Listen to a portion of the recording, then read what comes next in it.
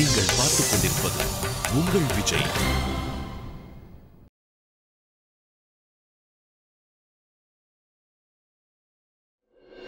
அடக்கடவுளே, உன் கவனம் எங்க இருக்கு? எப்பவுமே உன்னுடைய கவனம் வேலையில இருக்கிறதே இல்ல. ஐ அம் சாரி பாட்டி. ஆனா நான் இத வேணும்னே பண்ணல. அது தெரியாம நடந்துடுச்சு. அது எப்படி தெரியாம இருக்கும்? இதுல எல்லாம் கவனமா இருக்க வேண்டாமா? பாட்டி, என்னாச்சு?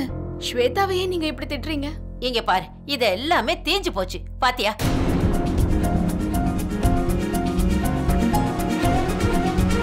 பாட்டி, ஏதோ தெரியாம தேஞ்சு போயிருக்கோம். ஒன்னும் பிரச்சனை இல்லை, நம்ம மறுபடியும் சமைச்சுக்கலாம்.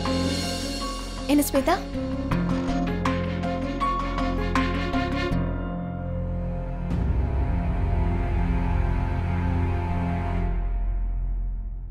சரி, ஒன்னும் பிரச்சனை இல்லை. இங்க வா, நான் உனக்கு சொல்லித்தரேன். முதல்ல காய்கறியை வெட்டிக்கலாம்.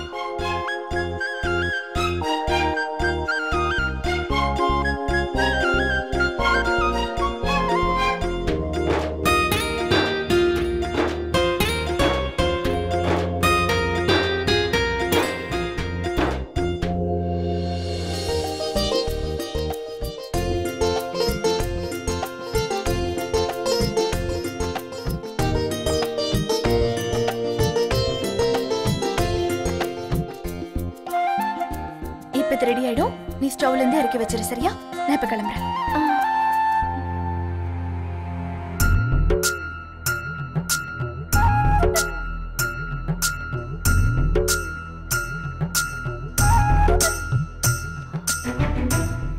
எப்படி என் பிறந்த நாள் அதுவுமா என் உயிரை வாங்குறாங்க.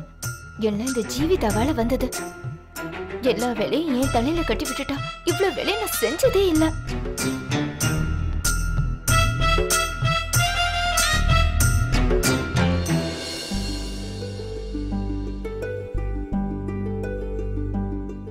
நான் கேட்கவே மறந்துட்டேன். பிரேமா ஆண்டி எங்க போயிருக்காங்க? அவ அவங்க அக்கா வீட்டுக்கு போயிருக்கா. ஆமா மோகன், நீ பிரேமா கிட்ட பேசுனியா? அவங்க அக்கா எப்படி இருக்காங்களா? ஆமா, அது இப்ப பரவாயில்லையா. ஆனா டாக்டர் டிஸ்சார்ஜ் பண்ண மாட்டேன்னு சொல்லிட்டாராம். அதனால அவங்க டிஸ்சார்ஜ் ஆகுற வரைக்கும் பிரேமாவும் அங்கேயே இருக்கணும்னு முடிவு பண்ணிட்டா. இந்த பர்த்டே கேக் ஆர்டரை நீங்க தான் கொடுத்தீங்களா?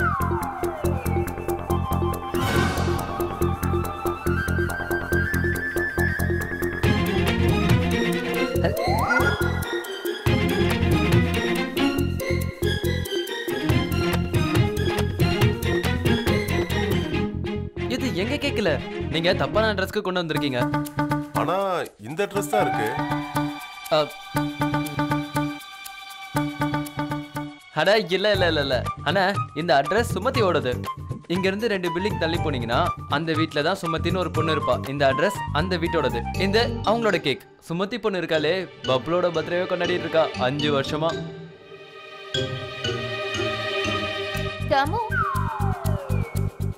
யார் இந்த பப்ளு?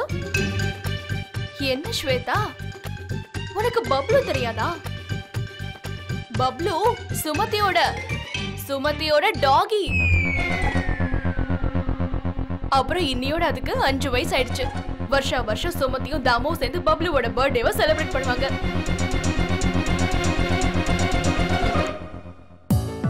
டாகியோட பர்த்டே ஞாபகம் இருக்கு, ஆனா பொண்டாட்டி பர்த்டே ஞாபகம் இல்ல. அதிசயமான புருஷன் தான். Waste material. சரிங்கண்ணே, இப்போ நீங்க போயிட்டு கரெக்டான அட்ரஸ்ல இந்த கேக்கை கொடுத்துருங்க. புரியுதா? ஓகேங்கண்ணே. Thank you sir. தேங்க்யூ.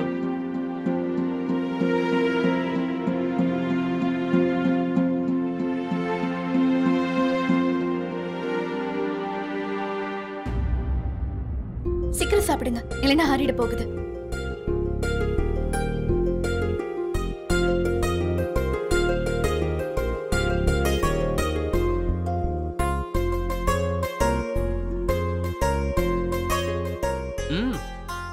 சாப்பாடு உண்மையிலே டேஸ்டா இருக்கு. ஆமா ஆமா, ஏதோ 5 ஸ்டார் ஹோட்டல்ல ஆர்டர் பண்ண மாதிரி இருக்கு.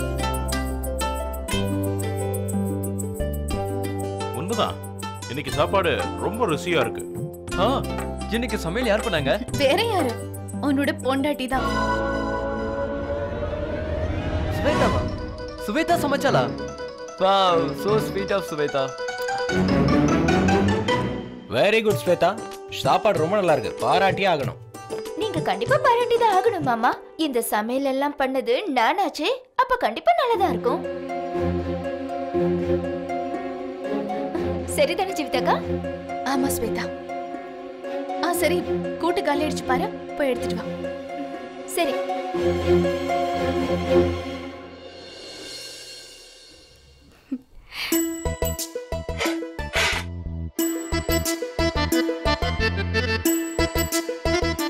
என் புருஷன் எந்த அளவுக்கு போரிங்கா இருப்பான்னு நினைச்சே பார்க்கல. பொண்டா இல்லைன்னா கூட பரவாயில்ல, ஆனா யாரும் என்ன விஷ் கூட பண்ணலையே.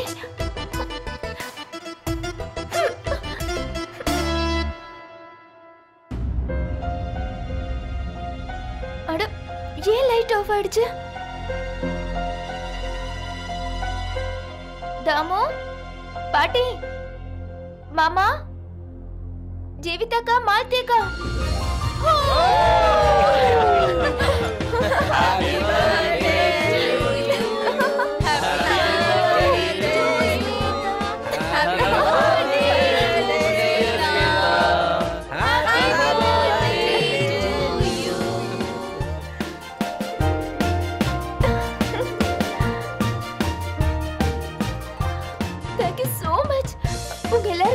உங்க எல்லாருக்கும் என் பர்த்டே ஞாபகம் இருக்கா? ஓ, ஞாபகம் இல்லாம எப்படி உனக்காக கேக் வாங்கியிருப்போம். சரி வா, இப்ப சீக்கிரமா அந்த கேக்கை கட் பண்ணு.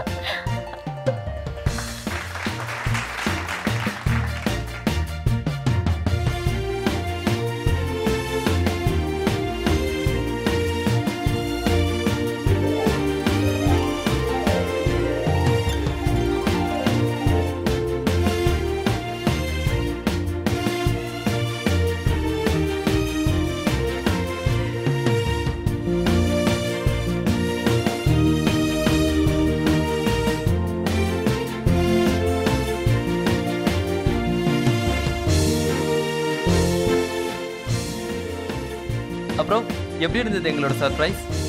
ரொம்ப நல்லா இருக்கு. Thank you so much. பாத்தியா மாலதி, அன்பு என்னைக்குமே வீணா போகாது. நம்ம அவகிட்ட காட்டின அன்பை பார்த்து அவ எவ்வளவு எமோஷனல் ஆயிட்டா பாரு. எவ்வளவு சந்தோஷமா இருக்கால. ஒருவேளை அவளை இதே மாதிரி நம்ம அன்பை பார்த்துட்டோம்னா நிச்சயமா அவ மாறிடுவா. அவளோட மனசும் நம்மளோட மனசும் ஒன்னாயிடும் மாலதி. ஒருவேளை அப்படி மட்டும் நடந்துச்சுன்னா அதை விட சந்தோஷம் வேற எதுவுமே இல்லக்கா. சரி, அதெல்லாம் விட நாம அதை பத்தி அப்புறம் பேசிக்கலாம். முதல்ல ஸ்வேதாக்கு நாம அவளோட பர்த்டே கிஃப்ட்ஸ் கொடுக்கலாமா?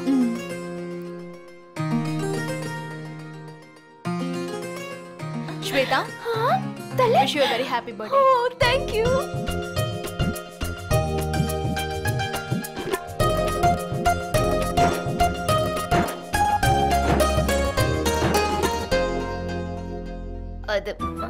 அது வந்து என்னன்னா, இந்த கிஃப்ட்ஸ் எல்லாம் பார்த்ததுக்கு அப்புறம் என்னால சும்மாவே இருக்க முடியாது. அதனால இத நான் ஓபன் பண்ணி பார்க்கலாமா ப்ளீஸ்? Thank you.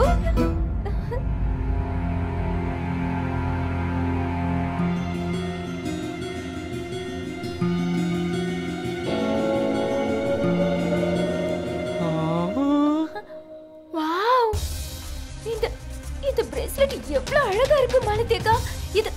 இது தங்கம் தானே? அப்ப கண்டிப்பா காஸ்ட்லியா தான் இருக்கும். இது ரொம்ப அழகா இருக்கு. Thank you so much. இந்த தம்மு, நீ இத பாரு. நான் ஜீவிதாக்கு என்ன வாங்கிருக்காங்கன்னு பாக்குறேன்.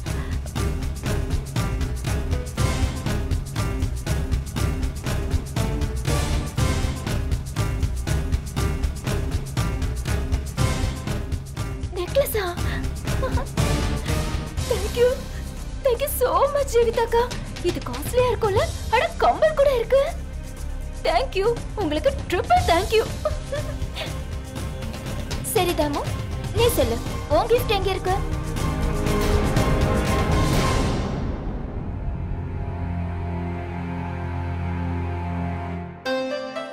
அதை எப்படி ஸ்வேதா மறக்க முடியும்? உனக்காக நான் gift வாங்காம வருவேனா? Happy birthday Shweta.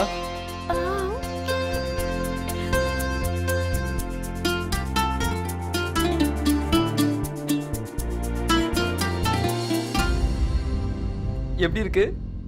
நல்லா இருக்கு. ஆனா தமு, இந்த ரிங் ரொம்ப வெயிட் கம்மியா இருக்கு. இது 2 கிராம் கூட இருக்காது போல இருக்கு.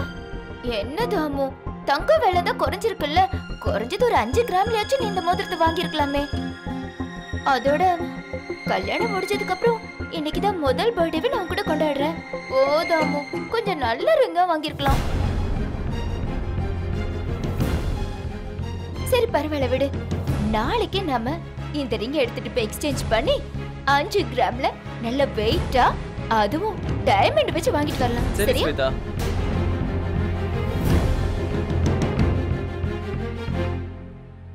நம்ம நாளைக்கு போய் இந்த ரிங்க கொடுத்துட்டு வேற ஒரு புது ரிங் வாங்கிட்டு வந்துடலாம். சத்தியமா அன்பாலெல்லாம் ஒண்ணு மாற போறது இல்ல. இவளுக்கு தேவையானதுலாம் வெறும் பணம் மட்டும்தான். நல்லா இருக்கு. அப்புறம் நீ சொன்னலக்கா, அவளை நல்லா கேர் பண்ணா நல்லவளா மாறிடுவான்னு. அந்த மாதிரி எதுவும் நடக்க போறது இல்லக்கா. ஸ்வேதாவை வழிக்கு கொண்டு வரதுக்கு ஒரு தனி வழியை தான் யோசிக்கணும். அப்புறம் அந்த வழி என்னன்னு எனக்கு தெரியும். நீ பாத்துக்கிட்டே இருந்தா என்ன பண்ண போற?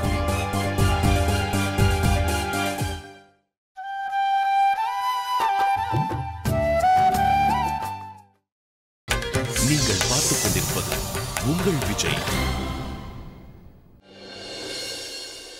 ஆமா ஜீவிதா, மாலதி, நீங்க 2 பேரும் போய் பார்த்துட்டு வாங்க. அவங்களுக்கு ஏதாவது தேவையான்னு கேட்டு செய்யுங்க. அது மட்டும் இல்ல, எல்லாத்தையும் கொண்டு வச்சிடுன்னு நான் தாமு கிட்ட சொல்லிட்டேன். இருந்தாலும் ஒரு தடவை செக் பண்ணிக்க. பாட்டி நீங்க டென்ஷன் ஆக வேண்டாம், நான் எப்பவே போய் செக் பண்ணிக்கிறேன். ஆனா வினய்க்கு எக்ஸ்ட்ராவா ஒரு தலகாணி இல்லைன்னா தூக்கம் வராது. நான் போய் இதை கொடுத்துட்டு வந்துடுறேன். சரிம்மா. ஆமா, விஸ்வாக்கு நடுராத்திரில தண்ணி தாகம் எடுக்கும். நான் அவனோட ரூம்ல ஒரு தண்ணி பாட்டில் வச்சுட்டு வரேன். வரேன். அப்படியா? சரி சரி.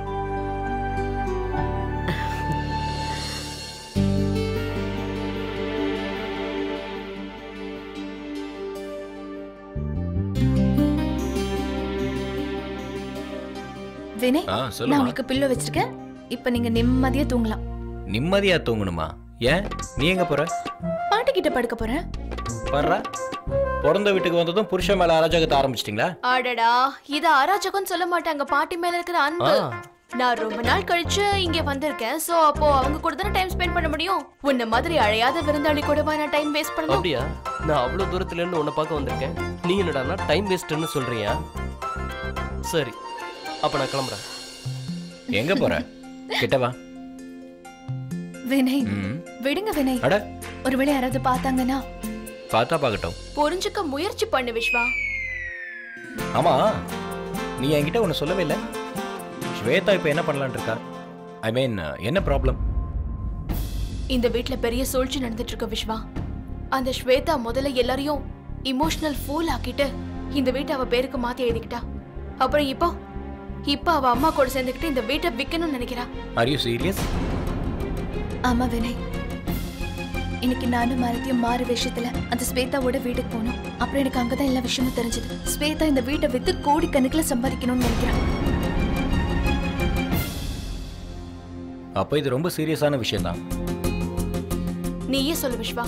இப்ப விஷயம் இவ்வளவு தூரத்துக்கு வந்ததுக்கு அப்புறம் என்னால எப்படி சும்மா இருக்க முடியும்? இந்த மாதிரி ஒரு பொண்ணுக்கு அவ புருஷன் மேல அன்பு இல்ல, அவ குடும்பத்து மேல அக்கறையே இல்ல. வீட்டுல உள்ள எல்லாரையும் அவ முட்டாள் ஆக்கிட்டு இருக்கா.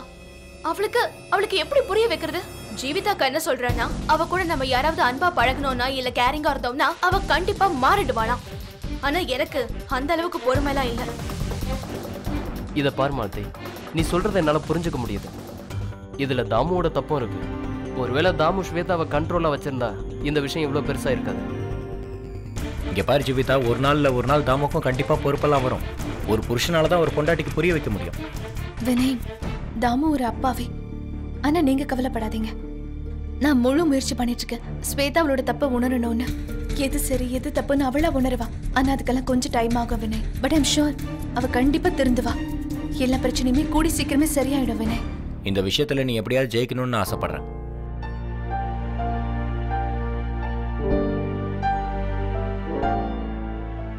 இத பாரு மாலதி, இப்ப தாமுவும் கொஞ்சம் மாற வேண்டியிருக்கு.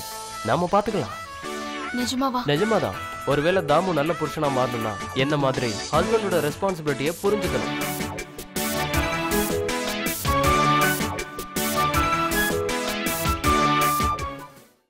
என்ன தாமு நீ எவ்வளவு சீப் ரிங்கா நீ உன்னோட மனைவிக்கு பிரசன்ட் பண்ணுவ? அதுவும் அவளோட பர்த்டே அன்னைக்கு. கல்யாணத்துக்கு அப்புறம் இதான் என்னோட முதல் பர்த்டே. நான் என்ன நினைச்சேனா, நீ எனக்கு கொடுக்க போற கிஃப்ட வாழ்க்கை பூரா என்னால மறக்கவே முடியாதுன்னு. ஆனா நீ என்னடானா இவ்வளவு சீப்பான ரிங்க கிஃப்ட் பண்ணிருக்க. ச்சே.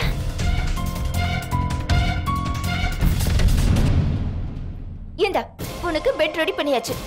ஏன் சும்மா நின்னு என் மூஞ்சி பாத்துட்டு இருக்க? போய் படுத்து தூங்கு. என்னைய நிம்மதியா தூங்க விடு. ஏண்டா என் தலையெழுத்து இப்படி இருக்கோ தெரியல. நான் எவ்வளவு யோசிச்சு வச்சிருந்தேன். என் புருஷன் எனக்கு வாழ்க்கை பூரா மறக்க முடியாத அளவுக்கு ஒரு கிஃப்ட் கொடுப்பேன்.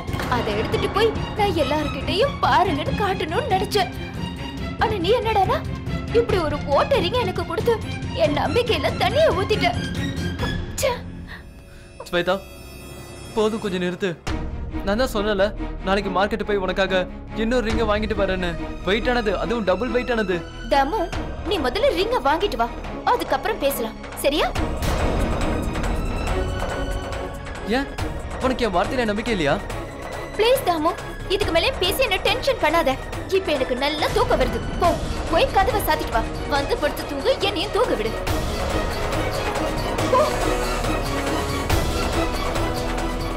நான் சொல்றதை நீ நம்பவே மாட்டியா? ப்ளீஸ் தாமு, பேசாம தூங்கு.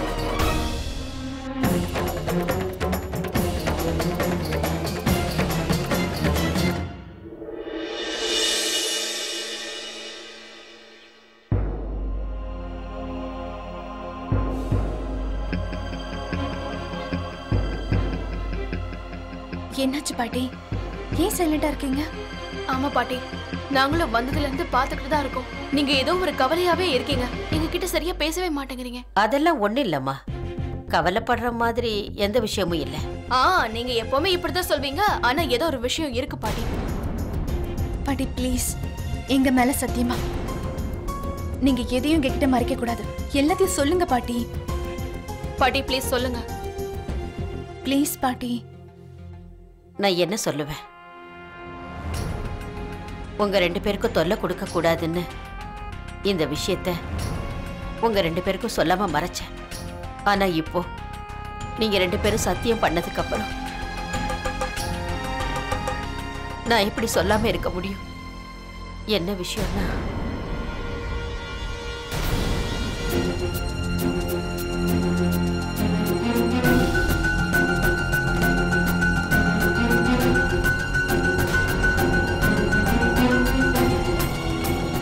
என்னால அவரோட முழு கடுங்க அடைக்க முடியாது. ஆனா என்னால முடிஞ்ச அளவுக்கு நான் செஞ்சுதான். ப்ளீஸ் தயவு செஞ்சு இந்த வீட்டை ஸ்வேதா மேல மாத்திடுங்க.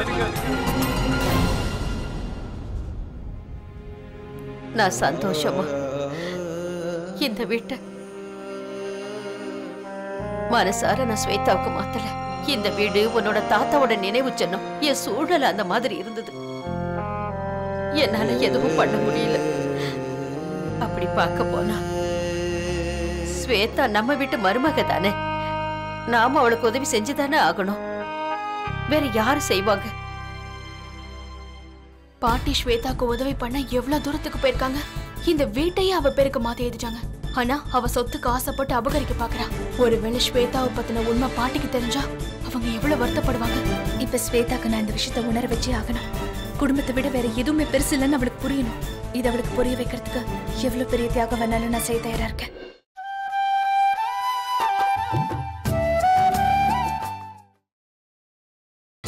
நீங்கள் பார்த்துக் கொண்டிருப்பது உங்கள் விஜய். பாட்டி, ஸ்வேதா இந்த வீட்டோட மருமக. ஆனா அவ எதையுமே புரிஞ்சுக்கல. அட்லீஸ்ட் அவளோட பொறுப்புகளை கூட அவ புரிஞ்சுக்கல. ஆனா இதெல்லாம் அவ புரிஞ்சுக்கிறதுக்கு அவளுக்கு நீங்க கொஞ்சம் ஹெல்ப் பண்ணணும்ல. அவளுக்கு ஏதாவது ஒரு வேலை கொடுங்க, அவளுக்குன்னு ஒரு பொறுப்பு கொடுங்க பாட்டி. ஒருவேளை அவளால இதையெல்லாம் நிறைவேற்ற முடிஞ்சாதானம்மா? பாட்டி கொஞ்சம் ட்ரை பண்ணி தான் பாருங்களேன். ஒருவேளை அவ நிறைவேற்றிட்டானா? பாக்குறேன். ஆனா ஒண்ணு, அதுக்கு முன்னால எனக்கு ஒரு முக்கியமான வேலை இருக்கு. என்ன வேலை? ஜீவிதா, வினயோட கேஸ் நடந்துகிட்டு இருந்த நேரத்துல அவர் விடுதலை ஆவார்னு எந்த நம்பிக்கையும் இல்லாத நேரத்துல அப்ப நான் ஒரு வேண்டுதல் வேண்டிக்கிட்டேன். நான் என்ன நினைச்சேன்னா, எல்லாம் நல்லபடியா நடந்ததுன்னா சத்யநாராயண பூஜை வைக்கலான்னு இருந்தேன். அப்புறம் கடவுள் புண்ணியத்துல எல்லாமே சரியாயிடுச்சு. அப்புறம் அதிசயமா வினயும் விஸ்வாவும் இங்கதான் இருக்காங்க. அப்ப நாம ஏன் பூஜையை நடத்தக்கூடாது? சரி பாட்டி, இது ரொம்ப நல்ல ஐடியா. இது சரியான வாய்ப்பு. ஸ்வேதாக்கு எல்லாத்தையும் புரிய வைக்கணும். குடும்பம்னா என்னன்னு அவளுக்கு நிச்சயம் புரிய வைக்கணும். இத காரணமா வச்சு ஸ்வேதாவை மாத்தி ஆகணும். புருஷனா எவ்வளவு முக்கியம்னு அவளுக்கு புரிய வைக்கணும். வீட்டுல உள்ள எல்லா வேலையும் அவ தலையில கட்டல. என் பேரு மாலதி சௌத்ரி வதேரா கிடையாது.